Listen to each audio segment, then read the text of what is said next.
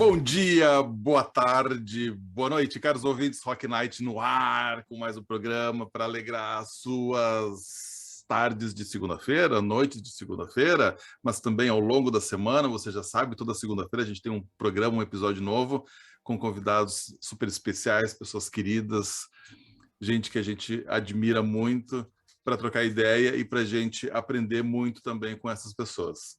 Rock Night lá no Instagram, rn.conversas. Sigam a gente, apesar de você já saber, né? A gente está super perdido. Então, tomara que o Thiago, hoje, que veio trocar ideia com a gente aqui, nos dê uma luz, nos mostre uma luz. Existe luz nesse fim de túnel maluco que é essa nossa jornada chamada vida? Não sei, saberemos. Eu estou muito bem, feliz de estar aqui com vocês. Como é que tu tá, doutor Felipe Guedes da Luz? Tudo bem? Tudo bem, Cris. O pai do Bernardo. Tudo Pai bem. do Bernardo. Tô mega feliz aí com um cara que me ajudou muito a ganhar uns quilinhos, né, nessa pandemia, principalmente. Estamos aqui para conhecer mais esse cara fantástico aí que eu conheci assistindo uma palestra dele. Olha aí, o cara é palestrante, mas te fez engordar quilinhos. Ah, você já sabe, você já leu o nosso convidado, é o Thiago Schmitz, o cara da Charlie Brown. Como é que tu tá, Thiago? Tudo bem? Oi, tudo bem? Tô ótimo, né? Tô em Florianópolis, então não poderia estar melhor. Yeah, eu queria estar aí contigo. Vale a pena. Tá quente aí, Thiago? Aqui tá meio chuvoso aqui em Porto Alegre hoje. Ontem e hoje fizeram dias incríveis, assim, aqui foi paradisíaco, assim, a praia, o dia é quente, mas não é como Porto Alegre, né? É um pouquinho menos. Tem mais vento, né? Tem, acho que algumas fugas melhores do que Porto Alegre, por causa, para fugir do calor, porque aí é muito quente, né? Ah, é verdade. Porto Alegre é insano no verão. Ah, que loucura. Tu tá há quanto tempo aí, Thiago? Morando faz 30 dias, mas desde o início do ano eu venho todos os meses para cá para pesquisar, né, o mercado, o negócio e para iniciar a operação. Quando começou, eu vim morar de vez, né? Que era o objetivo principal, né? O cara procurou. Será que vale a pena abrir uma loja lá no Rio? Não sei, vou lá morar para ver. Vou morar, fazer o período de teste, né? Ver como é que fica. Eu adorei. Agora, tipo assim, daqui a pouco eu vou para Ilha Bela, Trancoso, daí a gente vai testando lugares. Só lugar feio, né? Ruim. Bah. Brincadeira desse jeito. Mas é isso, turminha. Thiago Schmitz, ele é, então, o sócio fundador, criador da Charlie Brown, apesar de que, né, a gente sabe, ou quem conhece um pouquinho da história, sabe que, de fato, quem é o dono da parada toda é a avó Mila, né? Ele tem que pagar, ele paga salários altíssimos para ela até hoje, né? Para poder garantir as receitas deliciosas que tem na Charlie Brown. E o Thiago, vou falar aqui um pouquinho do teu currículo, aquele assim, né? Tudo bem.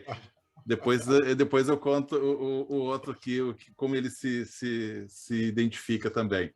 Mas bora lá. O Thiago, então, ele é jornalista, pós-graduado em marketing pela Escola de Administração da URGS. Mas, olha aqui a avó chegando, né? Mas foi na cozinha da sua avó que descobriu a essência e o sentido da vida. E eu adorei que tu colocou lá no Instagram, Thiago, que tu é um intenso, olha aí, sonhador, inquieto, apaixonado. E eu queria começar por essa última palavra aqui, livre. Como é que é para a gente ser livre também? Eu também quero ser. Me conta aí. Primeiro, eu acho que tem que fazer um movimento de olhar para dentro, né? Para entender o que é o teu conceito de liberdade e o que tu entende como ser livre. Porque eu acho que isso é muito particular, né? Eu já tive grandes discussões com amigos e conversas, mas ninguém é livre, a sociedade não permite que ninguém seja livre. Beleza, se for no sentido mais amplo, social, né? Na construção social que se fez, ou do que a gente é refém, né? Dessa construção, beleza, não somos livres, mas se tu olhar para dentro, tem liberdade sim, tem maneira de ser livre. Então, para mim, liberdade é poder fazer os movimentos pessoais e profissionais que eu quero sem ninguém precisar comandar isso, a não ser eu, né? A não ser o que eu sinto e o que eu tenho vontade de fazer. Então, para mim, eu não sei, essa pergunta é bem complicada, né? Tipo, foi pegar uma palavra que eu sei que eu nem sei porque eu botei no meu perfil para tentar ser diferente e eu não sei, eu acho que eu estou descobrindo. Daqui a pouco tu me pergunta isso lá no final da vida e eu vou te dar uma resposta bem bonita. Mas agora eu acho que é isso, é olhar para dentro, entender a sua liberdade, como é que tu exercita ela, apesar de todas as construções sociais que nos limitam. E essa palavra me provocou um pouco, porque eu estou bem mexido assim, com essa coisa desse mundo pandêmico, essa coisa de trabalho híbrido, trabalho remoto, vai para a firma, fica em casa, e eu me sinto, às vezes, meio gado, assim, sabe, velho? Vai para lá, vem para cá, e eu queria muito poder, por isso que eu brinquei contigo, né? Eu queria muito poder botar esse troço no meu perfil lá também, essa palavrinha tão poderosa e grandiosa e difícil de entender, né? Que é a gente poder ser livre. E aí eu fiquei pensando, pô, será que alguém consegue ser livre? Eu fiquei pensando aqueles nômades, assim, aquele pessoal que vive nas montanhas, né? Faz o que quer, não recebe carta, não recebe boleto, não tem ninguém batendo na porta. Mas talvez seja uma prisão aí, por isso que eu digo, assim, o conceito é amplo, né? Tem que estar lá, né, a vida inteira pode ser uma prisão, não uma liberdade. Então, é complexo, é discutível, muito bom. Ô, Thiago, e a tua história está muito ligada assim, com a palavrinha empreendedorismo também, né? Eu adorei que a história atual, vamos dizer assim, né? A história atual, mas daí a gente, né? Eu adoro porque às vezes tu conta a história do meio para o fim, do meio para o, né, pro início, e aí mistura tudo, e acho que essa a gente podia ter essa dinâmica aqui também. Mas naquele videozinho que tem, quando tu te apresenta na página da Charlie Brown, você fala um pouquinho disso aí, né? Que tudo começou, né, com a receita da tua avó e com o desejo de... Não, desculpa, que não é uma história de empreendedorismo, que é uma história de vida.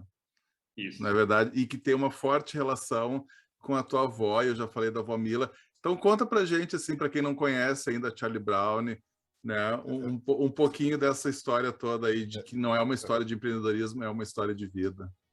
Até quero dar um parênteses, assim, eu contar rapidinho. Quando que eu conheci o Thiago, a primeira vez que eu vi a palestra do Thiago, eu recebi um desses e-mails, acho que da SAP, ou eu vi um evento do Facebook, e estava assim, IDX. ID Experience, se não me engano. É alguma coisa sobre experiência e identidade da SAP, não sei, me interessei. Na época eu estava ali estudando, e aprendendo bastante sobre inovação, estava começando ali o conceito de o pessoal falar sobre experiência do usuário. Alguma coisa da SAP lá, vou lá, né? E aí eu chego lá, Inclusion and Diversity.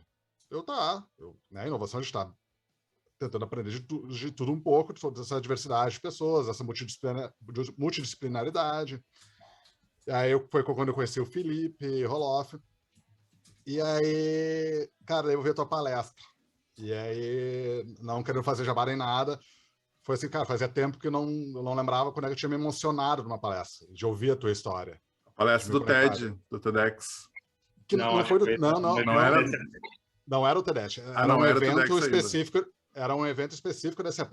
Que daí tu veio fazer depois o TED. Isso foi antes. Não, foi o contrário. Foi o contrário? Então eu me enganei. A minha primeira experiência no palco palestrante foi o TEDx. Olha aí, Avia. 2016, né? Isso. Tipo, daí, do TEDx para frente que começaram as palestras, os convites e eu contar histórias. Assim. Boa. Mas daí, assim, eu queria mais só contar esse pouco disso, que daí foi quando eu vi tua história e eu virei mais fã ainda da Charlie Brown, de falar mais sobre a marca das pessoas. E, enfim, de todo o projeto, todo o trabalho que fazia. Mas não quero dar um spoiler sobre a Charlie Brown, aí para contar a história aí para nós. Então, a história é longa, complexa, tem vários capítulos, então eu vou tentar fazer um resumo bem resumido, assim, mas para responder, assim, Cristiano, da pergunta, eu diria que a Charlie, para mim, é o meu caminho de consciência, né? Ela representa e traduz o meu caminho de consciência. Então, está muito ligado à minha história de vida, porque esse negócio nasceu por acidente, assim, eu sou empreendedor por acidente.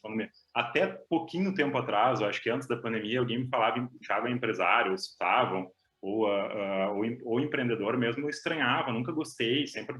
Não, mas eu não sou empreendedor, não sou empresário, eu sou o Thiago, tipo, né? Estou aqui refazendo a minha vida a partir desse negócio, então... Não conseguia botar, né, esse rótulo, essa identidade em mim, porque tinha algumas coisas que eu ainda não enxergo, tá? Porque é difícil se ver empresário, sabe? É duro, é pesado. Então, mas o negócio começou mesmo, foi assim, né? Eu estava em depressão em 2013, foi quando eu comecei a desenhar a história da Charlie, né? Então, como a gente precisa, às vezes, aprender a a olhar para o nosso sofrimento, para as dores profundas que estão na gente, conseguir fazer leitura disso e não fugir, né? Ah, eu tô sofrendo, eu vou lá pro bar beber. Não, sofre um pouquinho aí, fica aí, tenta ler o que está acontecendo contigo. E isso eu sei hoje, né? Na época eu não sabia, então eu entrei em depressão, adquiri uma dívida bancária, eu trabalhava no mercado corporativo, na área de marketing, tinha um bom salário, um bom cargo, um bom currículo, né? Que foi parte dele, o Cristiano leu, disse que bom que tu não continuou, né? Até porque acho que eu não divulgo muito essa coisa do currículo formal, porque eu acho não é isso, eu não sou essa pessoa. Isso foi algumas coisas que eu fiz ao longo da vida porque me disseram que tinha que fazer, né? Mas, em geral, não é aquilo que eu sou, né? São habilidades que eu adquiri estudando. Mas, então, eu vivia esse mundo... Oi? Desculpa te interromper, mas então aquele primeiro currículo era de quando tu não era livre, né? Exatamente, totalmente amarrado. Para gente ter uma ideia, eu era a representação do currículo, usava terno e gravata, gente. Você entende? Eu usava camisa social, sapato, coisas que não é que eu não sou essa pessoa, eu era porque era uma maneira de fazer parte, entende? Claro. Né, de se formatar para fazer parte. Mas isso me trouxe sofrimento, depressão, tipo assim, eu não conseguia chegar em casa e entender que esse cara de terno e gravata, que era executivo, que era gerente de uma empresa, que tinha um salário de 12 mil, em casa não era essa pessoa. Tipo, eu não conseguia casar as duas coisas, o Thiago da vida pessoal com o profissional, então era muito conflitante. Aí representar para o outro socialmente, seja no emprego ou na vida, é uma coisa que custa muito caro, né, emocionalmente. Então, entrei nessa depressão, comecei a gastar dinheiro, né, eu tinha um salário bom, um crédito, então comecei a gastar, porque é o movimento que nos estimulam a fazer, né? A gente supre as nossas faltas emocionais com consumo, né? E tipo, eu fui para o shopping, e aí era uma maneira de sofrer um pouquinho menos. Ia no shopping, comprava, fazer uma viagem, né? Não adquiri nada. Em tese, eu vivi experiências, mas era de fugas, né? Quando é para viver algo feliz, beleza, mas quando é fuga, eu questiono um pouco. Eram fugas. E aí isso virou uma bola de neve, então eu me endividei mesmo no banco, eu perdi a casa que eu morava, era um apartamento, então fui despejado do apartamento e fui morar com a minha irmã e o marido, aos 30 anos de idade, sendo gerente de uma empresa, com 32 funcionários, fazendo um mestrado, e eu fui despejado, com salário de 12 mil. Eu disse, meu Deus, é surreal, né? Parabéns, Thiago, conseguiu chegar se tu queria chegar no fundo do poço, tu conseguiu. E aí, nesse fundo do poço, que foi morar num quartinho na casa da minha irmã, só com a minha cama, o resto nada era meu. Então, bateu uma crise, porque eu saí do interior do estado com 17 anos. Então, dos 17 até os 30, eu morei sozinho, praticamente. E aos 30 anos, eu tive que morar emprestado num quartinho para me refazer, né?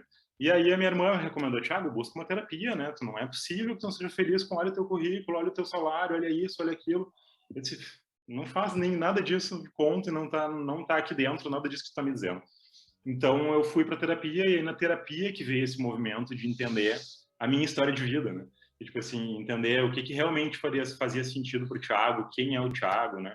Quais são as minhas dores. Então, eu trabalhei muito na terapia essa questão da minha sexualidade e da não aceitação dela, por isso terno e gravata, né? Tentar ser o mais hétero possível para as pessoas me aceitarem, para disfarçar os meus trejeitos e poder crescer profissionalmente ou não ser demitido, né? Porque é uma realidade que todo homossexual vive, toda pessoa diferente vive nessa sociedade preconceituosa, ainda preconceituosa. E então eu tentei me moldar para ser aceito, né? Então, e deu certo, né? Porque olha, eu consegui crescer na carreira, eu tinha um espaço bom, né, de trabalho e tal, então funcionou, né? Só que para mim em casa não funcionava, porque trouxe esse sofrimento. Então, olhando para minha história e podendo falar, imagina até os 30 verbalizar eu sou homossexual, era uma coisa absurda. Jamais conseguiria falar com ninguém, assim, né? Não sendo meu espaço muito íntimo, né? Estando num ambiente só de homossexuais, em lugares mais assim protegidos, né, em que a gente se protege, né, nos guetos, era assim que eu me sentia seguro. Aí eu podia ser gay, mas no mundo, em geral, não. Na rua, encontrar um amigo gay e cumprimentar, assim, não posso, daí vão ver que eu sou gay também. Coisas assim, né, muito bizarras, né, de ser preconceituoso porque foram comigo, né. E aí isso na terapia foi trabalhado, mas ao mesmo tempo em que ela me incentivou a botar toda esse sofrimento para fora, né, porque a depressão é esse acúmulo de sofrimento. Tu vai botando para dentro, tu não trabalha, tu não fala, ninguém te dá suporte e tu vai sofrendo até, né, querendo, inclusive, em alguns casos, se suicidar. Que eram ideias que passavam pela minha cabeça, mas não em atitude, né, mais em pensamento. Então, porque eu não gostava de quem eu era, então, por que eu tô vivo? Né? Não fazia sentido nenhum estar vivo. E aí, no movimento também negativo, a analista começou a perguntar, Thiago, mas quais são as coisas boas da tua vida? Me traz coisas boas. Quais são os bons momentos que tu tem? O que tem de legal na tua história, na tua infância? Porque a minha infância foi realmente muito difícil, a adolescência também por causa de preconceito, eu era uma criança viada, né? Como teve, né, aquela vez da exposição de Santander, que criticaram e falaram, como as crianças não podem ser viadas. Eu era uma criança viada, tentavam me fazer ser hétero, mas não dava. Então, tipo assim, eu sempre fui, né, me doutrinaram para ser hétero, mas não funcionou. Então, eu sofri muito lá no interior do estado, e por tudo, né, dentro da família, fora da família, na rua.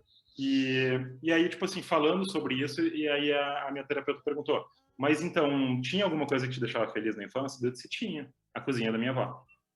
Porque naquele espaço eu me sentia protegido, naquele espaço eu tinha uma interação. Minha avó não conversava comigo sobre a minha sexualidade e não questionava os meus trejeitos ou o fato de eu ser um pouco mais um menino diferente do padrão, né? Nada disso ela questionou, ela nunca fez perguntas sobre nada relacionado a isso, nenhuma invasão ou nenhum tipo de encaminhamento, né? Tu tem que ser mais homem, tu tem que jogar futebol, cadê as meninas, cadê a namorada? Nunca teve isso com a minha avó. Ela sempre me falava de livro, porque minha avó era bibliotecária na cidade, então ela me contava histórias de literatura gaúcha, brasileira, falava da vida e fazia a comida, né? Tipo, tanto salgado, que ela fazia almoço, mas onde rolava a conexão da minha avó comigo era no doce, porque o doce ela fazia no final de semana, no sábado, sempre tinha os rituais relacionados ao doce, né? O bolo do sábado, a torta do domingo, o bolo específico do aniversário, que é onde vem o Charlie, né? A Charlie Brown, né? Tipo, a origem do Brown, que era um bolo de aniversário. Então, tipo, e exatamente, tipo assim, ela fazia isso sempre como um gesto de afeto. Natal, Páscoa, datas comemorativas, não eram os doces industriais, a gente fazia os doces em casa. Né, tipo, eu com ela, tipo, primeiro eu digo que eu era o ajudante lambedor de panelas, né, quando eu era muito pequeno. Mas quando eu fui crescendo, eu comecei a ajudar a botar a mão na massa, né, tipo, e aí ela me esperava para fazer, e minha avó é super rígida, assim, com cozinha, minha avó, tipo assim, eu pinto ela na história como amorzinho, mas minha avó é bem dura, assim, e crítica em relação às coisas, assim, tem uma personalidade fortíssima, assim, um gênio do cão, então ela não permite que eu chegue muito perto na cozinha, que acompanhe o que ela está fazendo, mas eu podia. Então, e ela foi me ensinando, mostrando. Então, esses eram os rituais que eu lembrava quando a minha psicóloga perguntou o que na tua infância te fazia bem. Eu disse a minha avó, a relação com ela, tipo assim, o que tu gostava de fazer com ela? Cozinhar doce, fazer doce, as receitas, e o que tu faz na vida adulta por prazer? Quando eu estou no meu ambiente privado, eu faço doce para os meus amigos ou para mim, né, para quem está comigo. Tipo, e fazia os brownies, principalmente brownie e trufa, era o que eu mais fazia antes de existir o negócio. Então, veio essa relação e também a relação com os personagens de infância, porque também foi no trabalho da terapia, veio isso, né? Quais desenhos tu gostava, né? Quais tu te identificava? E para mim sempre, tipo assim, A Fantástica Fábrica de Chocolate, eu digo que é um filme que eu assisto até hoje, porque tem muitos ensinamentos de valores nesse filme, assim, sutis, né? De uma maneira não é agressivo, assim, ensina mesmo, né? A questão de valores, mesmo essa questão de questionar a questão da gente separar hoje na sociedade as pessoas que têm dinheiro são melhores que as pessoas que não têm grana, né? São mais educadas, merecem mais, né? Tipo, o filme mostra muito isso, né? Em relação ao Charlie, né? Que era um menino pobre que os avós fizeram um esforço para conseguir fazer com que ele estivesse lá na fábrica e no fim ele vira o herdeiro. Então o Charlie para mim é um personagem sensacional, assim, tipo, que eu amo, e o Charlie Brown é o meu lado negativo, eu digo. Primeiro porque aos 30 ele estava em depressão, eu li as tirinhas deles na minha adolescência, e sempre me identifiquei com o Charlie Brown, porque eu digo, meu Deus, tudo era negativo na vida dele, ele reclama de tudo, nada de errado, ele nunca é mais inteligente que ele, passa a perna nele, e por aí vai. E também é um personagem forte. E aos 30 anos eu comecei a perder cabelo.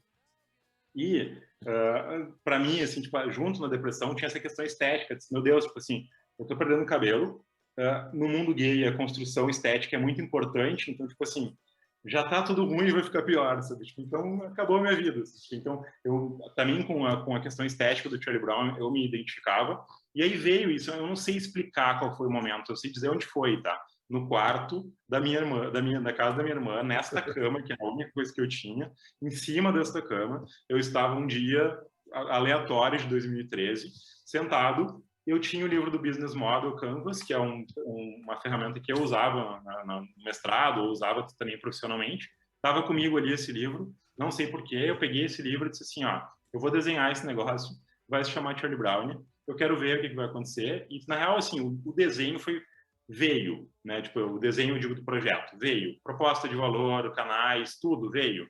Tipo assim, parece que eu tive um momento inspirado no meio do fundo do poço, e esse veio, desenhei, escrevi tudo que eu queria, como eu queria que fosse, e para mim, como era uma brincadeira, tipo assim, é um papel que eu tô botando aqui, né?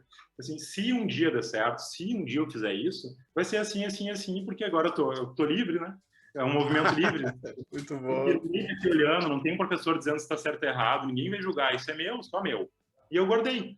Eu fiz esse papel e guardei na gaveta e comecei, aos poucos, a contar para os meus amigos ou para as pessoas da minha vida essa ideia. Eu disse, eu desenhei esse projeto, essa ideia. Algumas pessoas achavam super bacana, outras, você tá louco, que maluquice é essa? Que bizarro, olha onde é que está, super bem, fazendo mestrado, tipo, tem potencial de crescimento em salário e emprego. Por que tu vai fazer bolinho de chocolate? Não tem nada a ver, sabe? Tipo, tinha de tudo, assim, tipo... e quando eu iniciei mesmo, que foi a história do The One, que foi vender na festa junina de um colégio, né? Que foi assim que começou, né? Eu fiquei com 1 ano o projeto na gaveta, em uma semana eu decidi tirar do papel. Eu disse, quer saber? Vai, né? Vamos fazer alguma coisa, vamos ver o que dá. Montei a página no Facebook, produzi durante uma semana, embalei. Claro, eu fiz uma pesquisinha de benchmark em relação a empresas de brownie que já existiam no Brasil, eu queria referências. Então, brownie do Luiz, tinha a fantástica fábrica de brownie de Curitiba, que hoje não existe mais. Eu busquei algumas referências para entender como eles estavam, quem eles eram e quem eu queria ser. Então, montei isso e fiz a banquinha, mas sem muito critério, assim, tipo, eu não tinha muita noção, na real não tinha noção nenhuma. Então, eu fiz os brownies em casa, montei a banca com a ajuda de amigos, e aí foi engraçado, porque nesse dia, na véspera, aí foi o dia de você, tipo, poxa, eu não preciso de inimigo, né? Alguns amigos e algumas pessoas da minha família, todo mundo minou o projeto. Assim, não, o meu pai me ligou e disse assim, Thiago, eu não ajudei a pagar a tua faculdade para te fazer bolinho de chocolate. Eu disse assim, não, tá tudo errado, o que você tá pensando? E, tipo, Deus, e não é o que eu preciso ouvir agora, pai. Eu disse assim, não é momento para me dizer isso. Então, há um dia de começar a vender o negócio, tu tá me dizendo isso, sabe? Tipo, não precisa ouvir, fica na tua, guarda a tua opinião agora para ti e me deixa. E aí eu acho que não sei de onde veio, na real não tinha convicção de que ia dar certo. Eu só disse, vou fazer. E aí fiz, e assim, a festa junina foi bizarra, porque não tinha uma cultura de comer brownie em festa junina, ou nesses lugares assim, criança não estava tão habituado em 2014 a ter esse vínculo em Porto Alegre. E aí, tipo, azar, eu botei a banca e a banca ficou ali, estática, linda, que nem é uma loja da Charlie, assim, bonita, assim, tudo construído. As mesmas flores da banca são as flores que a gente usa hoje em loja, nas cestas. Então, desde lá já tinha um conceito estético alinhado. E eu olhei para a banca assim, nossa, tá sensacional a banca, tá lindo. Mas não vendeu um brownie durante 3 horas de festa. Sério, velho? Meu Deus do céu, sabe? Tipo, eu gastei o que eu não tinha, porque eu estava endividado. E, tipo, agora tô aqui, né? Com essa banca. Na real, não era eu, porque eu trabalhava nessa escola. Então, amigos meus trabalharam nessa banca enquanto eu estava trabalhando na festa para festa. Claro. Eu estava sempre botando o olho no negócio, ele olhando lá.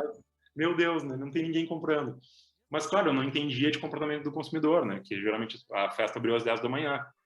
Consumo de chocolate, doces e derivados é de tarde, né? Depois do almoço e por aí vai. Então aí viralizou. Ali foi um ensaio bacana, porque tipo, eram pessoas que não me conheciam, que não conheciam nada sobre mim, conheceram a ideia, conheceram o produto e começaram a comer e comprar. Eu tinha 600 fatias de brownie para vender na festa e a festa encerrava às 7 da noite, era 5 da tarde e acabou tudo. E eu tinha feito uns cardzinhos com telefone pré-pago ali para as pessoas poderem ligar para encomendar, e minha página no Facebook que podia contatar inbox. E foi isso, assim, desse dia, que foi 7 de junho de 2014, para hoje, eu digo que eu não controlei mais exatamente o que aconteceu com o negócio, principalmente no início. Ele saiu da minha mão, eu lancei para o mundo e disse, meu Deus, patilhei, as relações públicas me descobriu, o Zafra, que seria Carmin, que eu não sabia nem quem era, o que era essa roupa de moda, queria fazer um lançamento de um evento conosco. O William Bonner comeu o brownie da Charlie, nos primeiros 3 meses.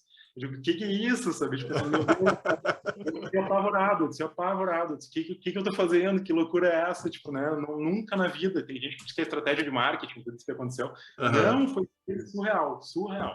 E aí foi, assim, a história foi acontecendo. A gente abriu a primeira loja, abriu a segunda na Cidade Baixa, que era um bar, que a ideia era mais de ser um cartão postal das bandeiras do propósito da marca, né? Promover eventos relacionados à causa LGBT, eventos relacionados à consciência negra e por aí vai. Então, era um lugar de encontros e também um lugar de liberdade, que eu entendia naquela época. E aí depois a gente abriu, as decisões mais maduras vieram nos últimos tempos, né? Abriu uma central de fabricação e a doceria ali na Fabrício Pilar, que hoje é o nosso principal negócio. que é onde concentra o que a gente faz. E aí veio a pandemia, eu tive que fechar o pub, e depois da pandemia eu disse, agora eu quero fazer escolhas de vida, e junto com as escolhas de vida vai a Charlie. Florianópolis. Exato. Então hoje o pub na Cidade Baixa não tem mais, então, Thiago? Não, foi uma decisão duríssima que a gente teve que tomar. Eu não sei se a gente já pode falar sobre isso, mas a pandemia, quando a pandemia começou 19 de março de 2020, né? Foi o dia dos decretos que fecharam tudo. E aí, para mim, é um dia inesquecível, assim, porque eu não fazia ideia do que estava acontecendo, né? A gente não tinha noção do que estava acontecendo. Tinha notícias de fora, mas jamais imaginou que chegaria ali, né, na Fabrício Pilar e ia estar, meu Deus, fechou tudo. E eu tinha recém-aberto esse negócio da Fabrício Pilar, que a gente abriu em julho de 2019, então não tinha nenhum ano.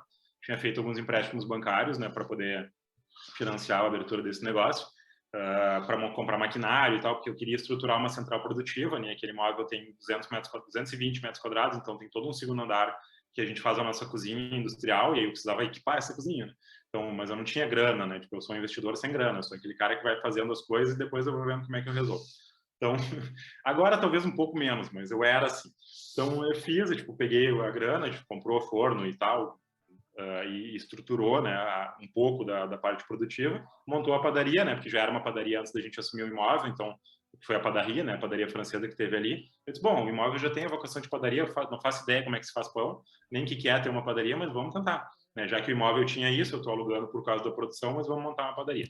E aí montei o negócio e ele estava indo bem, mas ainda precisava de tempo, né, para recuperar o que a gente investiu para poder pagar os empréstimos. E aí veio março, eu disse, bom, meu melhor momento do ano é Páscoa, né? A Páscoa naquele ano passado, acho que foi 4 de abril, uma coisa assim. Eu disse, bom, vou viver uma experiência incrível, porque tipo, a Páscoa vai recuperar o investimento, que geralmente a gente vende bem, quando a gente faz as coisas direito. Quando faz bem, com equilíbrio e tal, tu consegue ter um bom resultado. Às vezes a gente erra. Nesse caso, tipo, eu estava focado em acertar, já tinha comprado e negociado insumos previamente lá em fevereiro, eu disse, bem organizadinho, coisa que eu nunca fiz ao longo de 8 anos, né? Aquele ano, antes da pandemia, eu resolvi fazer. Vou deixar garantida a compra de chocolate, a compra das embalagens, a compra de tudo. Tudo. Estava tudo comprado e garantido. Assim, tipo, já a negociação feita, a nota emitida, porque daí eu consegui barganhar preço, né? O preço dos insumos ficou bom. É a minha vez, né? Vou fazer um baita Natal, aí eu pulo do gato. 2020 vai ser o ano. Isso, tipo isso. Pelo menos a Páscoa, nem precisava ser o ano, precisava da Páscoa. Claro. Aí chegou o 19 de março, pandemia, fecha tudo. Merda, meu Deus, eu tava recém recebendo os chocolates, insumos, tudo empilhado lá. E eu botei a mão no rosto, assim, disse pra minha sócia, disse, Natasha, acabou, está falido. Né? Não vamos pagar as contas, não tem como pagar, não tem como. Só disse assim, não tem como pagar nada. Foi, esquece, eu pirei na hora, assim, tipo, eu realmente entrei num parafuso, fiquei uma semana em parafuso, assim, pirando, o que eu faço, até que eu busquei pessoas que estavam vivendo as mesmas coisas que eu, né, que é importante nesses momentos, outros empreendedores que estavam vivendo a mesma realidade. Uma delas foi a Alessandra do Venezianos, que ela foi me visitar, porque ela viu que eu estava muito mal. Ela pegou na minha mão, embora não pudesse, né? Mas a gente não sabia muito o que ia acontecer, né? Nem usava máscara na época. Ela pegou na minha mão e disse assim, Thiago, fica calmo, que tua empresa é necessária para Porto Alegre e a cidade vai abraçar o teu negócio. Fica tranquilo, tu vai esperar isso. Eu disse, como, né? Tipo, vai abraçar o quê? Eu vou pagar, vou dar os boletos para as pessoas pagarem, porque tipo, era muita conta. Eu disse, as contas do investimento e as contas da Páscoa, que nem ia acontecer do jeito que foi planejado, com loja fechada, muito mais complicado fazer as coisas acontecerem, pelo menos até então.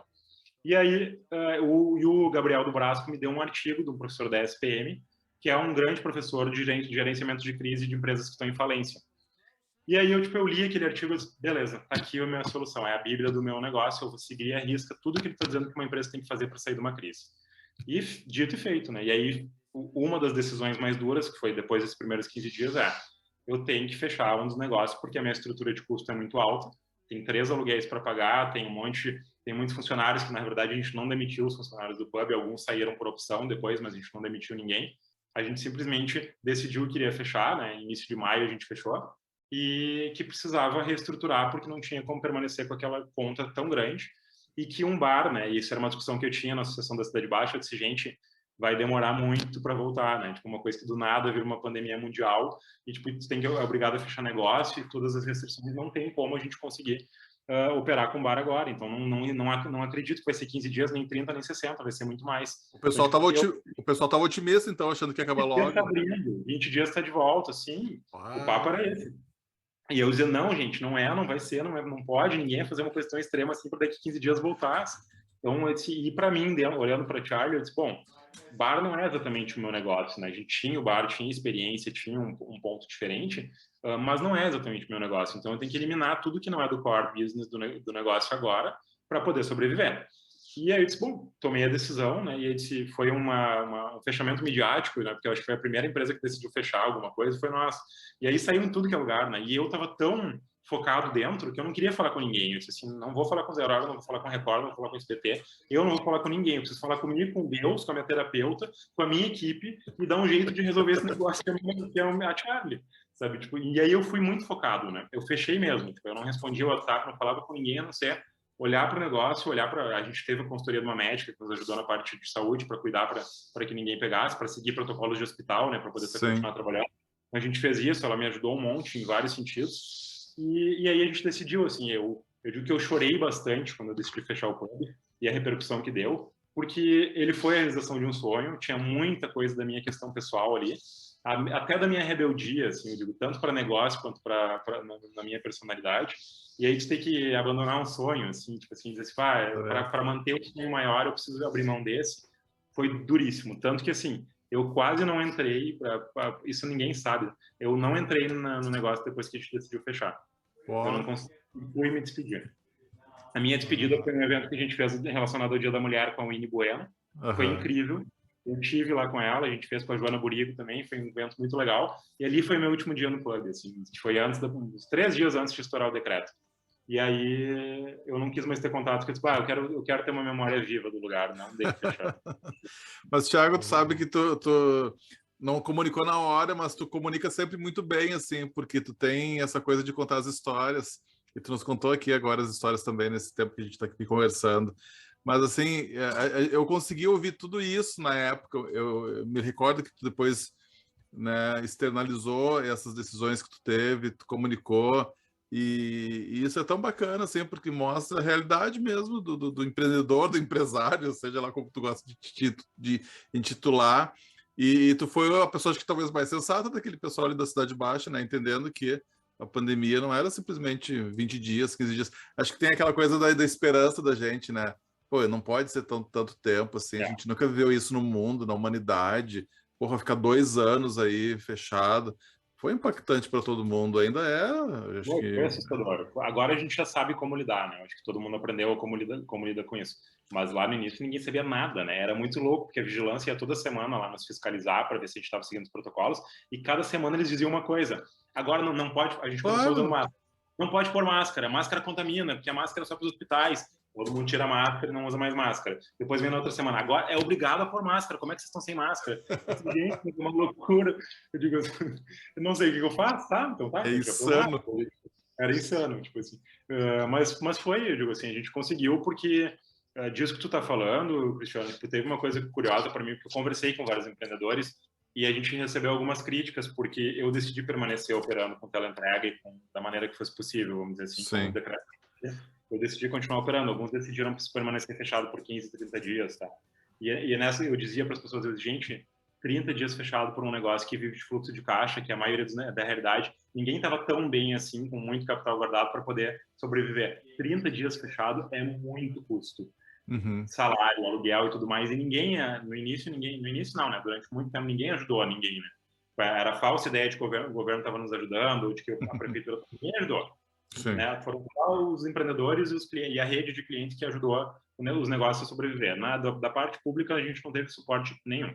Então, tipo assim, mas tinha essa fantasia, tipo, não, a gente vai conseguir depois quando voltar e tal. Tem gente que ficou 30 dias fechado e eu lembro dessa conversa.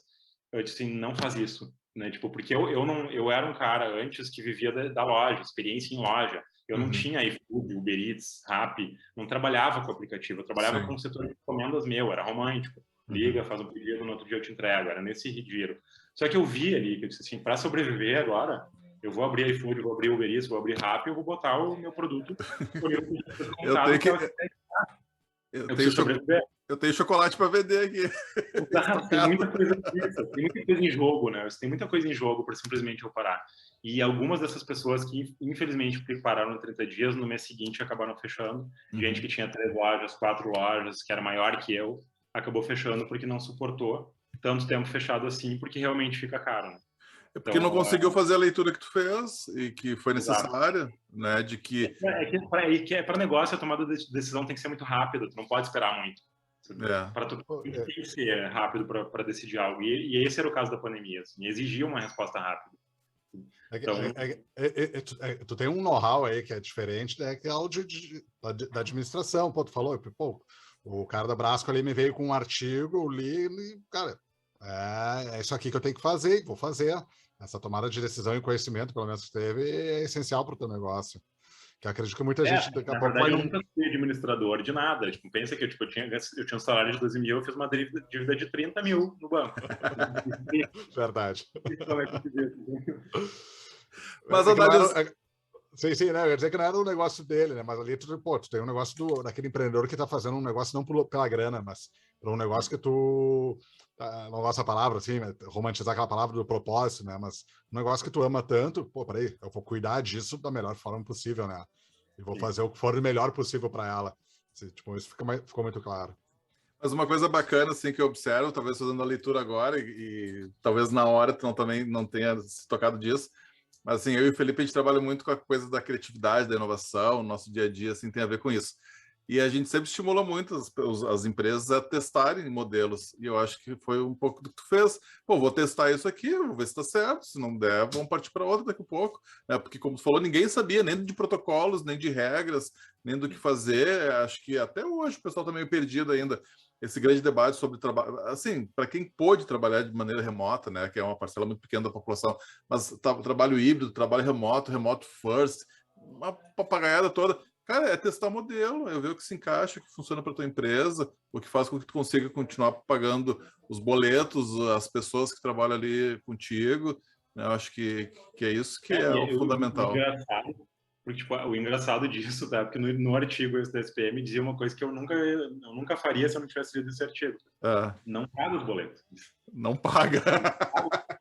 Paga os boletos que são necessários para a operação continuar. Sim. Tudo que assim, se eu não pagar a luz, cancela a luz, então não tem luz para trabalhar. Então não paga a luz. O essencial.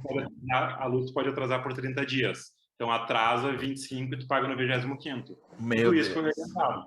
Tudo que não for para manter o negócio girando, tu não paga e negocia depois, porque é uma situação muito especial que está todo mundo vivendo. Então, assim, de alguma maneira tu vai ter que negociar. E com quem não quiser negociar, dizia no artigo, rompe relação. Não é um bom parceiro, não é um bom fornecedor. Se ele não quer negociar contigo diante de uma realidade difícil, ali no artigo falava de gerenciamento de crise e falência de empresa, tá? Empresa grande. Mas valia para a pandemia. Claro. O exercício. E eu fiz isso. Tipo assim, é isso. Então eu vou pagar isso, eu não pago aquilo. Isso eu negocio. Eu fiz a pasta da dívida e a pasta do que precisava para manter o negócio girando. Alguém rompeu contigo? Eu rompi com algumas pessoas. Rompeu, fornecedores. E teve um fornecedor que foi tão absurdo que me cortou crédito sem eu ter nem nada, sem eu estar devendo. Né? Basicamente porque eles ficaram com medo das dívidas do mercado, das pessoas não pagarem, e começaram a cortar crédito de todo mundo. Eu disse, mas isso é um absurdo. Sou cliente de vocês há 7 anos, sempre paguei em dia, no meu histórico não tem nada, e eu não parei de pagar vocês em dia, e vocês estão cortando meu crédito e não vão mesmo me vender se não for à vista. Esquece, tipo assim, vocês são pessoas que eu não quero mais trabalhar. E não trabalhei mais.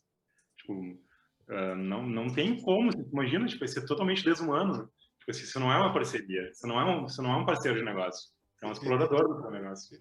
Isso sempre foi uma coisa, pelo menos, que eu pude perceber, eu lembro nas tuas falas, como é a relação, não só com fornecedores também, né? Mas como é que as pessoas que tu buscava contratar, ter essa uma relação de ajudar, de crescer, de cuidar, de dar oportunidade. Diga. Eu quero conectar com a minha pergunta também, porque tu falou agora da palavra desumano, e eu gosto muito quando tu fala, né, que a empresa de vocês é uma empresa mais humana. O que é uma empresa mais humana, Thiago? Acho que conecta com um pouco do que o Felipe trouxe também. desse cuidado com as pessoas. A gente tenta ser uma empresa mais humana, tá? Mas nem sempre a gente consegue, porque às vezes as pessoas ouvem isso de mim e acham que a Charlie é uma utopia real. Não é. Tá.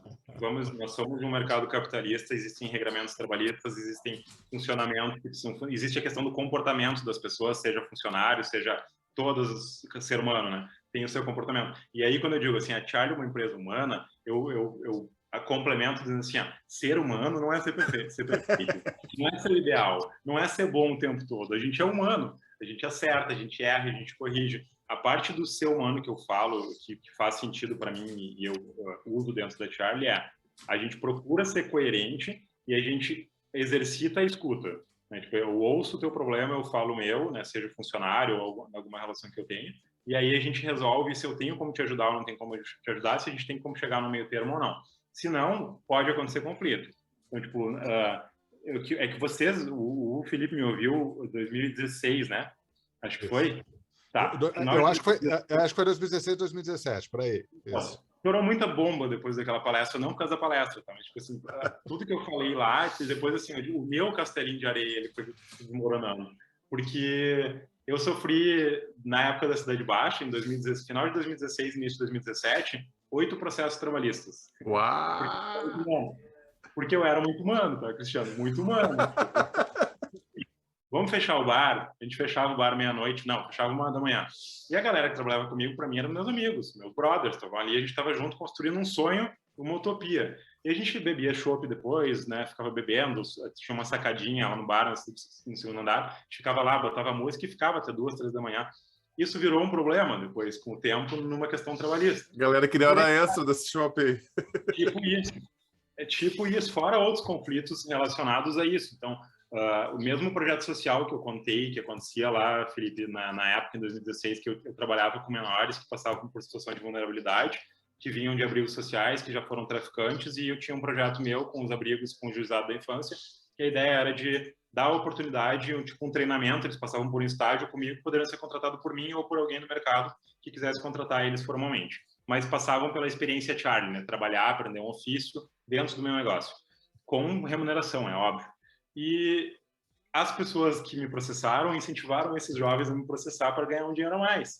Então, tipo assim, alguns deles me processaram, pensa, tipo, as pessoas que tentam, né, criar uma relação de ressocialização, eu não culpo eles, eu não julgo eles, porque eles são completamente frágeis e foram influenciados por uma situação ruim. Mas parte dos projetos utópicos que eu tinha, que era trabalhar nesse formato, incluir pessoas e tudo mais, eles ficaram um pouco limitados, porque eu entendi que existe uma construção fora da Charlie que faz com que as relações fiquem um pouco mais complicadas. Eu não vou conseguir mudar o mundo sozinho, nem as relações. É o tal do mundo cão. Só isso.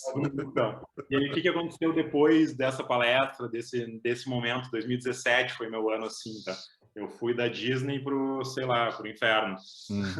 Porque daí eu virei um negócio duro, né? Durante um tempo, né? Tipo assim, eu botei todo um regramento trabalhista, assessoria jurídica para cuidar de tudo que a gente fazia, né? Desde relação minha com funcionário até trocas de mensagem, tudo estava regulado por um setor jurídico. E aí a Charlie virou uma empresa como as outras durante um tempo, assim, eu fui de um extremo ao outro. Eu era quase para mim uma cooperativa e foi para uma linha de uma empresa dura que tem um dono que não se relaciona com os seus funcionários.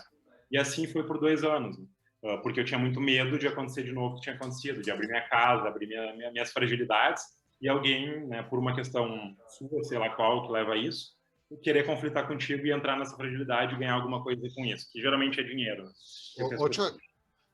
Teve, bem de curioso, sim, que eu acho que eu vi algum boato e tal. Teve alguma coisa também quanto a marca contigo? Em 2015 eu tive não foi uma discussão, foi um diálogo com a Peanuts em relação ao uso porque na real o que aconteceu foi que quando eu fiz a festa junina lá no Farroupilha, eu usei os personagens deles. Do Charlie Brown. Isso. E eu não sabia como funcionava, tipo, não sabia nada, tipo, como eu falei, não tinha nem CNPJ, não era uma empresa, era uma ideia. E aí eu não me preocupei com isso. E aí quando eu comecei com CNPJ e tal, eu constituí a empresa, fiz a busca com o INPI lá da marca, com a Marpa, na época, que me assessorou. E aí eles me disseram qual o caminho seguir. Eu disse, beleza, vamos seguir esse caminho. Em 2015, a Pinos nos achou e entrou em contato comigo na linha inicial de uma um entendimento, vamos dizer assim. Eles queriam entender por que era isso, de onde tinha isso, por que eu tinha feito isso. E eu não sabia nada, mas eu não sei de onde vêm os meus atos de coragem, às vezes. Eu não sei que eu fiz. Mas eu não sabia de ninguém. Eu recebia o e-mail do escritório da Peanuts. E o curioso foi que, assim, que aí eu digo, talvez tenha a ver com terapia, tá? Ao invés de achar isso um problema, eu disse, olha que legal, os caras que são americanos. Tá me vendo.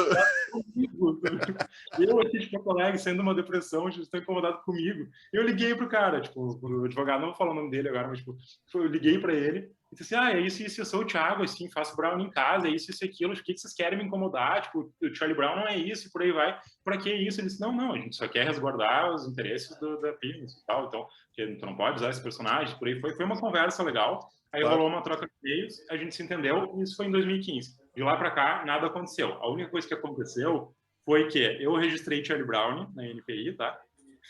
E eles não tinham registro de Charlie Brown. Não existia um registro de marca chamada Charlie Brown. Poderia fazer, então. O que ia acontecer, se eu não tivesse tido esse contato, esse erro em 2014, tá? De ter usado ali na festa junina, o que ia acontecer é que eu ia ter o registro de Charlie Brown e eles iam ter que pedir concessão para mim. Que é um absurdo. Esse foi o rolo.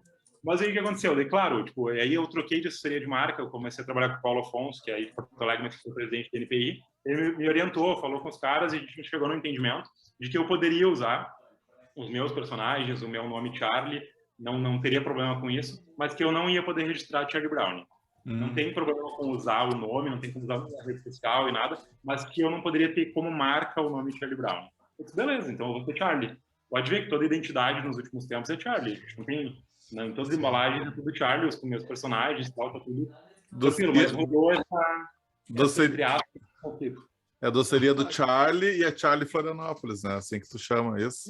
Instagram, né? Isso é o Instagram, mas a marca que está registrada e os personagens é minha avó e eu e Charlie. Só isso. Né? Tipo, que é o que eu tenho o direito de utilizar, né? O Charlie Brown, claro, se um dia ele quiser me notificar e dizer para de usar esse nome, porque agora eles ganharam o registro de Charlie Brown em 2017. Então, o meu registro é de 2014. O Paulo Afonso disse, se tu quisesse brigar juridicamente por isso, tu podia ir adiante. Mas é muito bizarro. Assim, eu fiz coisas erradas, né? Tipo, como não era o meu negócio, eu não vou entrar numa briga milionária, talvez, porque tem que gastar muito. Eu gastei bastante com esse registro. Mas tudo certo, assim, rolou isso, mas isso foi 2015, tá? Não foi lá no início. Primeiro, eu não tinha aberto a Marilã ainda e já tinha rolado essa treta. Essa treta. Eles estão olhando, tá, ele tá recém em Florianópolis, vamos manter, não, deixa mantendo. Daqui a pouco tá... Não, olha, ele tá em São Paulo, tá no Rio. Tá no... Aí, vamos lá. Mas agora não tem mais o que brigar. A única coisa que eles podem brigar é pelo que eu já fiz lá em 2014. Só. Ah, certo. Nada mais. Assim, eu não tenho nenhum risco em relação a pagamento de coisas para ele, a não ser sobre... Na real, nem sobre 2014, tá? Porque eu não era uma empresa, então a gente conseguiu desenvolver uma defesa bacana. Mas foi uma loucura, eu digo assim, pensa, tu acha que eu ia imaginar um dia, chegar na mão do William Bonner, um dia que a Peanuts ia me procurar para ter a relação? Cara, quem é que levou esse Brownie pro William Bonner? Como é que cliente. Uma cliente? Uma cliente, que é a Nara Freitas, o nome dela. Ela comprou no Colégio Farroupilha pela primeira vez. Ela que criou o Brownie Laca, tá? Que é o mais vendido. Uhum. Eu fazia Brownie de diamante negro só. O meu chocolate que eu fazia antes de existir Charlie é Brownie de diamante negro, que era o que minha avó usava. E aí a Nara, um dia me ligou, e eu que atendi os pedidos no início, ela disse, Thiago, por que tu não faz com Laca? Eu sou apaixonado por chocolate Laca. Eu disse, bom, muito simples, né? Trocar um chocolate por outro e botar. E ela começou a comprar toda semana para a família, e um dia ela me ligou e disse, Thiago, eu quero mandar o teu brownie para um casal, na época eles eram um casal, né? Chocolatra, que ama chocolate, eles são do Rio, eu quero mandar 2 latinhas e uma forma de brownie. Deu, beleza. Ela comprou, pagou, eu entreguei na casa dela, era eu que entregava, eu e a Natasha. E aí a gente entregou para ela, e eu acho que deu 1 ou 2 dias depois, que ela não disse nada sobre o William Bonner. Chocolate. E aí passou 2 dias, ou um dia, ela me mandou pelo Facebook da Charlie, na época, mandou uma foto do William Bonner com o Brownie. Ele disse que ele amou, e tu pode postar o que tu quiser, se tu quiser usar, mas ele não vai postar por causa da Globo, então, mas tu pode postar. Eu disse, beleza, né? Eu postei. E aí, né? Mais uma vez, foi mais uma etapa do negócio, assim, da montanha-russa. E o que a tua avó pensa de tudo isso, ver tudo isso acontecendo? Ela fala alguma coisa? A minha avó, na verdade, assim, é que a minha avó agora ela tá um pouquinho mais senil, assim, tipo, ela tá toma muito remédio e tal, então ela não está, sei lá, com a consciência participando muito contigo. No início do negócio, ela até participa, ela veio aqui na loja de Floripa, participou, mas ela ainda não tem, acho que não conecta as coisas como já conectou.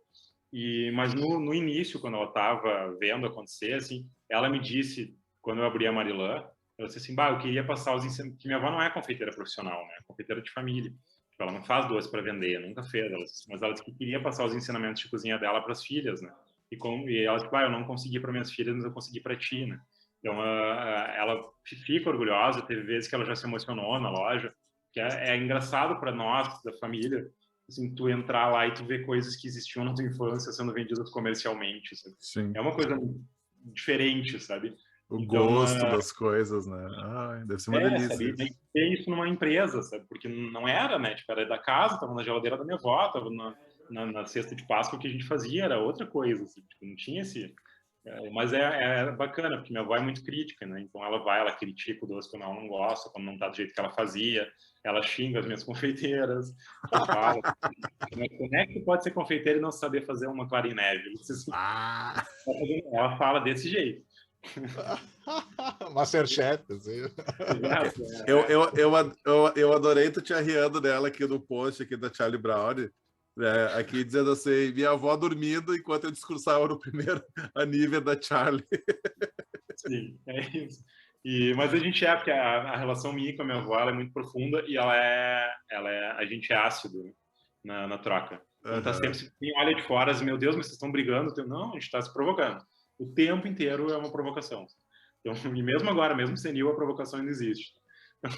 Ela veio para cá e me importunou a vida em várias coisas da minha casa. O que você está fazendo no meio do mato? Por que você veio morar no mato, Thiago? Eu disse, não estou morando no mato. Mas o que você está fazendo aqui? Não tem nada aqui. Eu disse, ela tá te cuidando, né? E essa coisa que o Felipe trouxe, né? Pô, vou abrir a loja no Rio de Janeiro, vou abrir loja em outros lugares, assim. E você vai muito devagar, né? Como é que essa coisa, eu sei que tu tem uma fala sobre isso, né? De franquear e de que muita gente aqui também, que tu abrisse franquias, que tu cedesse os direitos do uso da marca. Por que tu não faz isso, Thiago?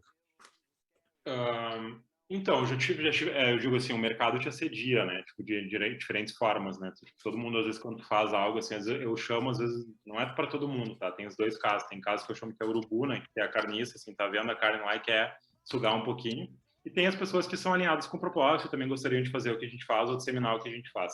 Então, eu digo, agora eu parei de contar, mas na época eu contava, era 100 e tantos pedidos até, tipo, porque como toda semana alguém contata, eu digo, não parei, agora chega, porque eu também não estou mais ligado exatamente com isso, embora eu tenha possibilidades futuras relacionadas a isso.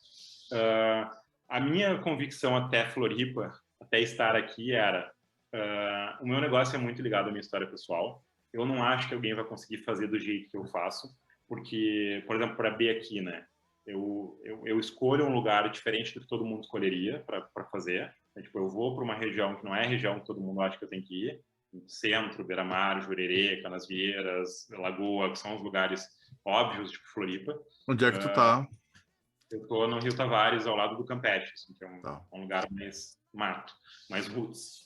E a gente brinca aqui que é Rio Tavares, né? Porque é outra relação com tudo. É um mundo à parte, é quase um país fora do Brasil, dentro do Brasil.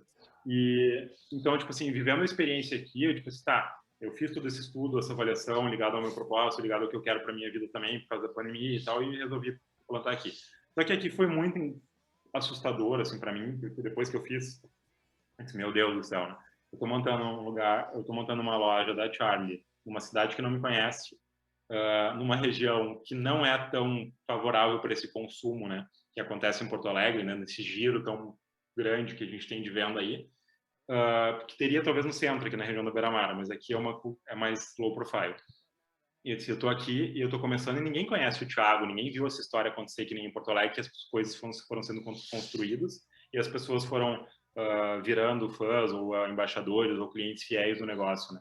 É do nada aqui, né? Tipo, caiu de paraquedas um negocinho ali, reconstruímos uma casa que eu acho que daí que tá a minha nova visão, eu digo, que a gente faz é aquele movimento, era uma casa que era um X, que estava fechado, assim, completamente destruída a casa, assim, totalmente inadequada, mas que para mim era no ponto que eu queria estar, na região que eu queria estar, estudei o mercado e queria fazer parte dessa cultura de consumo nova, né, de um consumo mais consciente, queria que a Charlie aprendesse com essa realidade que acontece aqui, e aí eu comecei a fazer o movimento, né, botar o negócio para a obra, vamos dizer assim. E aí as pessoas vão vendo a construção do que é a Charlie, né, nesse caminho, né? E aí é muito bacana de perceber, porque eu estava vendo de fora, né? Eu estava fazendo, mas as pessoas não me conhecem. Então, eu ia lá, olhava, via as pessoas parando e olhando. Quando começou a identidade, que a primeira coisa que a gente fez quando ficou pronta a parte civil da obra, foi colocar o Charlie na frente, né, da casinha. As pessoas começaram a olhar um pouco mais, paravam ali, mas o que vai ser aqui? O que é Charlie? Né? Muito curiosas. E aí, quando a gente montou a loja, daí ficou umas 2 semanas a loja fechada, só com a iluminação, sem ninguém dentro. Então, já mostrou. Depois a gente começou o movimento dentro com os treinamentos com a equipe de Porto Alegre, que veio para cá para treinar. E aí o negócio começou, né? 21 de outubro. Foi muito curioso, porque aí sim, é tipo assim, meu Deus, né? Agora sim é o teste, é a festa junina do Colégio Farroupilha. Um lugar que ninguém conhece, abriu uma loja, sabe, num lugar que não é padrão, tem dificuldade de estacionamento e tal, não é um centro comercial, não tem muito giro de pessoas na rua, porque as pessoas andam mais de carro aqui. Eu fiquei agora, né? Tipo, o que vai dar, né? Aí comecei, meu Deus, bateu a crise de consciência, vai dar errado, vai dar errado, vai dar errado, vai dar errado, errei, não devia ter feito isso, e agora? Mas o negócio começa a ir, né? Daí tu percebe o que é a Charlie. A relação das pessoas com a embalagem, com a experiência da loja, com a estética da loja, com a iluminação, com a música, com o café, com a sobremesa. E aí, tipo assim, as mesmas respostas que eu recebo das pessoas em Porto Alegre que me conhecem, a Charlie recebe das pessoas em Floripa que não me conhecem. Então, tipo assim, o teste de ferro de marca foi muito bacana. Assim. Tô falando de um mês, tá? Mas a gente já conseguiu 12 pontos de revenda, porque aqui Floripa é muito rápido. As pessoas dizem que é devagar, mas não é. É todo mundo junto por um coletivo que é atender os turistas no verão, então todo mundo se apoia e faz uma rede acontecer para dar conta dessa demanda e que ninguém atende sozinho. Então é uma rede de colaboração que existe mesmo e começou, eu digo, a Charlie começou aí, né? E para tudo que é lugar, daqui a pouco a gente estava na mão da editora da revista da Vida Simples ali, Cris Guerra, eu acho que é. E tipo, ela estava num evento com ela estava comendo nosso brownie, postando nosso brownie, eu disse, meu Deus do céu, tipo, não pensei nisso. Aí, olha tudo de novo. Assim, mas uma galera, tipo, daí é outra galera, assim, mas galera influente, conhecido e tal, e tá conhecendo e tá gostando, igual o William Bonner gostou lá no início, sabe, tipo, e assim, tá, que legal.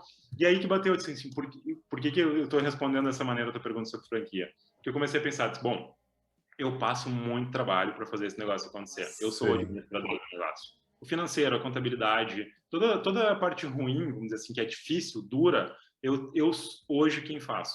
Isso é muito sofrido para mim. Porque, tipo, eu tenho 46 funcionários, e assim, a gente teve que pagar a primeira parcela do 10º, agora tem a segunda, e aí tu fica assim, meu Deus, e se eu não consigo pagar porque eu tomei uma decisão errada por um problema? Então, assim, me custa muito caro emocionalmente algumas coisas do negócio hoje, porque ele se tornou grande. Então, a responsabilidade é grande para eu dar conta sozinho. E aí eu disse assim, eu cansei de sofrer para fazer negócio. Todo mundo acha que eu sou milionário, e eu não sou milionário, tipo, não tenho uma conta bancária, tipo, não tenho nem carro. Assim, eu tenho um negócio legal, é isso que eu tenho. Tipo, mas eu não sei fazer dinheiro desse negócio para mim, eu sei fazer o negócio. Agora eu preciso aprender a fazer dinheiro, não só para eu ter uma velhice confortável, como também para poder fazer as coisas dentro do negócio com mais tranquilidade. Então, eu estou abrindo para discussão as possibilidades para Charlie crescer. Olha aí, olha aí. Negócio, né, investidor alinhado com o propósito que me ajude a fazer esse negócio ser expandido com o escritório de gestão e que a gente possa ter lojas nos lugares que eu achar que tem que ter ou que os investidores também concordem, ou ir para o caminho franquia, daí assim, tu comprou a franquia, eu vou te ajudar a iniciar e tu vai operar de acordo com as nossas diretrizes, mas o negócio é teu, eu não me envolvo na gestão do teu negócio. Perfeito. Então, é um modelo. E o outro modelo é esperar o tempo passar, capitalizar o negócio de novo e saber o que eu tenho que fazer, porque eu já sei o que eu tenho que fazer para crescer, mesmo que eu não pegue dinheiro do mercado e nem que eu não abra a franquia. Então, o rumo eu já sei qual é. Só tenho que fazer uma escolha de como eu vou fazer isso acontecer. Quem diria, hein, Thiago? Aquele cara todo lá, não sou empresário, é um puta empresário agora. Não, agora eu sou. Agora eu sou. Yeah! Então, assim, dependendo do caminho, tá? Se eu caminhar sozinho, minha ideia é abrir não muita coisa, mas assim, porque o negócio depende do artesanal, então tem que ter unidade de fabricação, eu não posso ter operações de venda muito longe da fabricação, porque eu não vou abrir várias fabricações, né? Eu fabrico em um lugar e distribuo. A mesma coisa em Floripa, eu tenho a fabricação aqui no Rio Tavares e tenho possibilidade de abrir lojas em outras regiões da ilha, num formato economicamente viável e sustentável, mas que parta, porque eu já tenho, o custo caro já existe, que é a produção. Então, eu só preciso do barato agora, que é a venda, e fazer o negócio dar retorno. Então, caminhando sozinho, eu vou ser mais tímido, caminhando com o investidor, eu vou no meio do caminho, e franquia, não sei. Franquia é o que eu menos gosto. Tá certo. Tá muito bom. Ô, Thiago, eu tenho uma pergunta que eu acompanhando tuas redes aí nos últimos dias. Eu fiquei com uma dúvida. O que foi uma intriga entre Porto Alegre e Floripa aí, em Santa Catarina, na verdade? O Felipe gosta das tretas, tu viu, Thiago? O Felipe gosta das tretas, né? Eu também gosto. Então, Felipe, tipo assim, eu tenho, desde que eu comecei a vir para Santa Catarina, não como turista, mas como empreendedor, eu comecei a comparar. É impossível tu não comparar como as relações de negócio acontecem aqui e como acontecem no Rio Grande do Sul ou em Porto Alegre. E aí, tipo assim, eu fiquei muito chocado quando eu comecei a botar isso no papel mesmo aqui, né? A constituição do negócio, pessoa jurídica, todas as questões legais, contábeis, né? Junta comercial, alvarás e por aí vai. E eu fiquei muito chocado com a facilidade que foi o processo aqui e com a atenção que eu recebi do setor público de Santa Catarina. Sem saber quem eu sou, eu não sou um grande negócio, eu não tenho, não é uma relação de grana. É assim com todos os empreendedores que querem fazer negócio em Santa Catarina. Então, assim, é muito fluido, é muito claro, tu tem ajuda, as pessoas te estendem a mão de fato para fazer o negócio acontecer. Então, a primeira treta foi essa comparação, né? Tipo, Rio Grande do Sul é burocrático e atrasado, a gente sabe disso, né? Porque a gente tem que botar o olhar na consciência e entender que o Rio Grande do Sul é atrasado e burocrático e se orgulha de ser burocrático. Eu lembro da minha relação com a vigilância sanitária em Porto Alegre, mas nós somos a vigilância sanitária mais difícil do Brasil. Tá, e daí? Tá no hino, Thiago. Mostremos valor, constância na burocracia também. Que valor é esse? Não anda? Então, e aqui anda. Então, esse foi o primeiro choque de realidade. Quando o negócio começou aqui em Santa Catarina, as pessoas começaram a me estender a mão. Eu digo assim, concorrentes me estendendo a mão. Tipo assim, outras cafeterias, outros negócios de brownie começaram a falar comigo. Eu disse, tá... Né, porque em Porto Alegre isso é estranho, né? A gente se estranha, né? Tipo, infelizmente tem essa cultura de concorrência em Porto Alegre que eu sempre tentei quebrar nas minhas relações, mas nunca consegui. Agora, talvez na pandemia eu tenha conseguido um pouco, mas foi difícil. Aqui é isso, entende? As pessoas querem se relacionar contigo, as pessoas querem fazer negócio, as pessoas... A conversa é fluida e é o ganha-ganha de fato, entende? Eu compro de ti, tu compra de mim, eu divulgo o teu trabalho, tu divulga o meu e todo mundo ganha, né? Porto Alegre não é assim que funciona. Tu tenta fazer os movimentos para isso acontecer, mas não acontece desse jeito. E a pessoa até estranha quando tu tenta fazer algo assim, né? O que esse cara tá querendo de mim, né? Que vantagem ele quer tirar? Né? Tipo, tem muito isso. E aí eu comecei a falar, eu falei sobre isso no meu Instagram pessoal, com a minha rede pessoal sobre esse assunto. E as pessoas começaram a citar, tipo, falando mal de Porto Alegre, mas morou aqui não sei quanto tempo e tem 2 negócios em Porto Alegre. Eu disse, bom, né? Mas eu falo mal de São Sebastião do Caí, onde eu nasci, eu falo mal de mim. Um monte de coisa que eu faço errado na vida. Então, tipo assim, eu acho que eu tenho esse direito e propriedade para dizer, Porto Alegre tá atrasada, tá uma cidade rançosa e precisa se olhar para esse ponto, fazer uma terapia, né, coletiva, e entender que tem que mudar. A gente está muito rançoso no trânsito, na relação cliente-empresa, na relação empresa-empresa, na relação poder público-negócio, ou mesmo com o cidadão. Tá tudo... Eu vou para Porto Alegre hoje, morando aqui, fico 3 dias aí, eu olho e digo, meu Deus do céu, tipo, olha, o container de lixo orgânico tá cheio de madeira dentro. É uma coisa que não vê na ilha. É chocante, num bairro nobre, com pessoas em tese, né, com educação, tipo, que estão botando madeira móvel dentro dali, descartam seus vidros dentro do container de lixo orgânico. E eu fico chocado vendo essa diferença. Tipo, eu vou nos lugares, eu fui num lugar esses dias em Porto Alegre com um copo, eu tentando humildemente, assim, com meu copinho de cerveja de plástico, se eu vou usar só esse, todo o tempo. Botava no bar para o cara me servir, ele trocava e jogava fora, eu dizia, eu quero usar o mesmo. Tava ali. É assim, sabe? É das pequenas coisas que eu venho percebendo a diferença, e que é isso, sabe? A gente não tem em Porto Alegre ainda um senso de comunidade, ou já teve e perdeu, né? Eu acho que já teve bacana naquelas épocas de Fórum Social Mundial, era uma cidade, né, inspiradora, né? Humana, né? Que buscava ser humana, né? E perdemos isso hoje. Então a cidade está rançosa e eu acho que a gente tem que pensar sobre isso. Eu ia te perguntar, né, que tu conta na tua história que tudo começou com a pergunta da tua terapeuta, né, que sofrimento é esse, Thiago? E aí eu ia te perguntar se ainda tem sofrimento. Tem esse, do mínimo tem esse, né? Olha, se tu falasse comigo há 15 dias atrás, Cristiano, eu tava batendo cabeça aqui. Eu disse, meu Deus, o que eu tô fazendo na minha vida, o que eu tô fazendo aqui, por que desse negócio? Eu não gosto mais da Charlie, esse negócio não representa mais... Tudo isso bateu há 15 dias atrás. Acho que tinha aquela história aqui na ilha, a gente é místico, né? Ilha da Magia. Então a galera falou, não, mas é que um eclipse, Thiago, tá mudando o ciclo, é a energia. E eu disse, então é isso mesmo, deve ser isso, porque eu tava muito louco. Muito louco. Eu tava irritadíssimo, incomodadíssimo, essa coisa da carga. Quantos funcionários eu tenho que pagar as contas, tem que vencer tudo, ainda tem que prestar contas, né, para as pessoas do que a marca faz, o que o negócio está fazendo, para onde a gente está indo. Eu estava pirando. Mas agora eu tô bem. Ai, que bom. Nossa, muito bom. Muito bom. Thiago, a gente está aqui no nosso podcast que chama Rock Night. A gente nem sabe muito bem por quê, mas Rock Night. Eu quero saber o que tu ouve, velho. O que tu escuta de música? Tu é o cara do rock, tu escuta de tudo. Como é que é? Tudo. Eu amo funk, eu amo Anitta, eu amo M. Eu sou o cara da Anitta M, entende? Tu olhou hoje? Tu olhou hoje a tua retrospectiva do Spotify? Não vi ainda. Mas vai dar bagunça.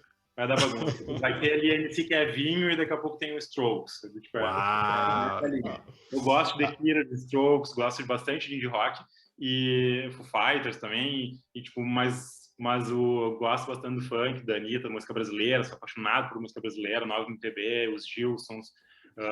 Sei lá, tipo, eu ouço de tudo. Aqui em Floripa, tipo, eu tô conhecendo. Eu conheci uma banda que acho que é Onda Vaga, pode ser? Não sei. Não lembro, mas é uma banda gaúcha que eu nunca tive que falar e que tem umas músicas muito legais, assim, tipo, brasileiras, que são super diferentes. Aqui em Floripa tem uns grupos também de músicas que eu não sei qual é o tipo, mas eu tô ouvindo e tô gostando, que é que eles ouvem muito uma outra coisa, assim, eu esqueci o nome. Eu tô o dia inteiro ouvindo esse som aqui, ó, Thiago. Sabe? Tipo, eu não sei exatamente o que é, mas é uma música diferente. Eu tô desde ontem ouvindo esse som aqui, Thiago. Maravilhoso. Várias queixas, os dias. Essa música já foi muito posta para mim em 2020, 2021, tá? Decepções amorosas que eu tive. Eu vi essa música, eu vi os Gils choravam. Tá, então por que eu perguntei isso? Porque a gente tem uma playlist, aí todos os convidados a gente pede para indicar alguns sons aí pra gente. Então já fica de lição de casa e depois você manda pra gente as músicas.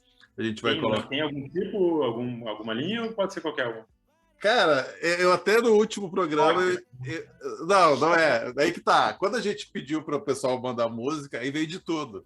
Aí até fiz uma brincadeira que tem um amigo nosso lá de São Paulo, que agora ele tá em Minas, que ele mandou Reginaldo Rossi. E eu digo, pô, não vou pôr Reginaldo Rossi.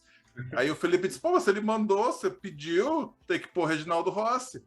Daí eu digo, tá, e tu botou Reginaldo Rossi, Felipe, é pra botar aquele som aí. Nós tinha tirado e agora tem que botar. Então, assim, velho, é o que tu quiser, meu, é som. E a playlist vai ficar... Esses dias eu tava ouvindo Vando. Tava ouvindo Vando, admito. Do nada surgiu, nossa, que legal, Vando, tipo, né, e comecei a ouvir e cantar junto, muito legal. Querido... Não, pode mandar depois, não precisa ser agora. Mas, isso. Assim, realmente, é livre. Quando não, né? A gente fala que a lista é dos convidados, então essa lista só tende a crescer e pode trocar, então uma lista é bem aberta, né? Bem colaborativa. Não, eu vou mandar algo legal, prometo. Não que o bando não seja legal. Thiago, querido, muito obrigado por ter trocado ideia com a gente. Esse papo eu queria ter tido contigo há muito mais tempo. Eu não sei se tu vai te recordar, eu te convidei, tu não pôde na época participar de um evento que chamava Aldeia Talks. A gente fez uma curadoria tão legal, mas eu estava também no olho do furacão, fazendo 1000 coisas. E aí, quando o Felipe disse que tinha te convidado, eu fiquei super feliz, assim, pô, finalmente vou trocar uma ideia com o Thiago, que legal. Muito bom. E eu sou teu fã, sou fã da Charlie, a gente é fã da Charlie. E a gente deseja todo sucesso do mundo para ti, para toda a tua turma, para Natasha, tua sócia. Enfim, que tu continue prosperando muito e levando aí os doces da Volina para todos os lugares, né, cara? Isso que a gente curte demais. Obrigado mesmo, de coração. Obrigado pela oportunidade. Pelo menos Porto Alegre e São Paulo e Floripa eu garanto. O restante eu não sei, vai depender do caminho. Thiago, muito obrigado aí, cara. Valeu pelo papo.